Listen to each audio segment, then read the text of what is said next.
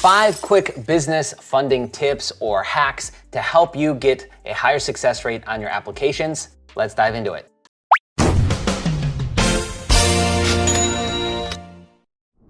You'll see them all right here on the screen, so you could just pause this and go ahead and grab a looky-loo. But there's 5 of them, and some of this is gonna be extremely easy. Some of this you might not have known about. So let's dive into it one by one. Number 1, make sure that the address matches your Secretary of State information, SS information. So Secretary of State, meaning that the information that you originally have on file with the Secretary of State matches what you're about to put on this application. If you've changed addresses and not done a change of address form, you have to do that. Otherwise, that little inconsistency right there might turn into an instant denial on an application. I've actually done it, so that's how I know that this is true.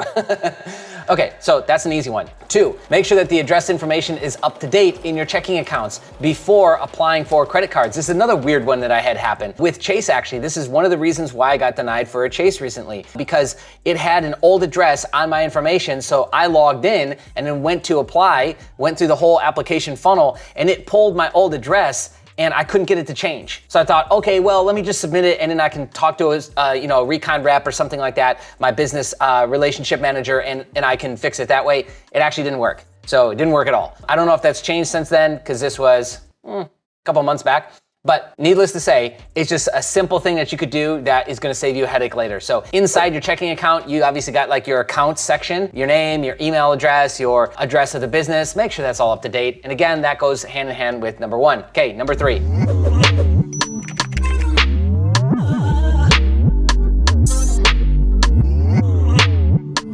You can use a foreign filing to qualify for business credit in states that you don't operate in. So foreign filings do cost money every single year. They're different in every single state. 50 different foreign filing fees that you could accumulate if you're operating in every single state. But you could set this up just to get this business credit. How long you need to keep it is probably gonna range at each individual bank. But I assume that some you could get away with just doing a foreign filing fee for 1 year, secure the credit, and then drop it off. Some of them will probably close your account. You're gonna have to probably just ask them flat out, right? Because you're not trying to do anything sneaky. You're just really trying to cut down on costs. And if that's one of the primary reasons that you wanted to be in that state, then you need to ask that question, right, and figure that out. But keep in mind that with regional and smaller banks, it's not just enough to be operating in that state. So you actually want to do something a little bit more strategic, a little bit slicker, and you'll want to get close to where that bank is, within 50 miles. And so this is actually really easy with Google Earth and a lot of the different softwares that we can just tune into in like 5 seconds. Is we can pick an area that's got 5, 10, 15, 20 banks. Now, you would assume that this is a downtown that you would normally find this.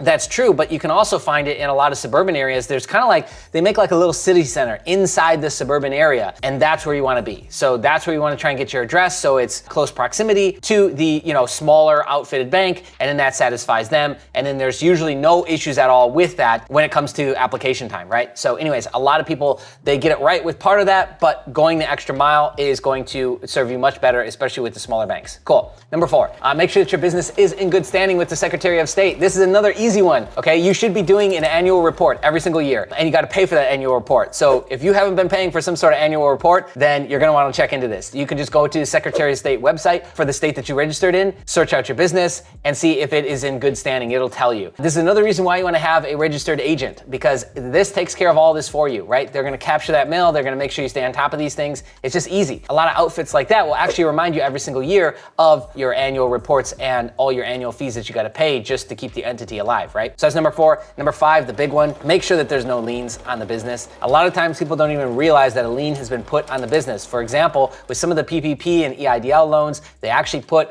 tier 1 or first position liens on your business. Did you know that? Okay, so you got to know these things, because if you've got a top tier or first tier position that's already taken, it might lead to an automatic rejection. It might need to lead to them needing more paperwork, or it might just ultimately lead to a denial, regardless of what information you give them. Understand that if you've got liens on the business, that could lead to denials. Now, to what degree, at which banks, again, that's all what's up in the air. So a stronger business credit profile that's bringing in revenue, that is gonna look a lot better than something that isn't generating revenue, it's brand new, and it's got liens on the business. We are trying to put ourselves in the shoes of the bank, and they want to give money to the best possible situation that they can. And so they are judging us by, the vanity metrics of what our business is doing and the real metrics of what our business is doing in terms of revenue. So the better it looks, the better off you're gonna be with this. But again, that's number 5. So what I'd love to hear from you is if we missed anything in the comments below, or if you learned something fresh out of this video, let us know in the comments. Thank you so much for watching. We'll see you in the next video.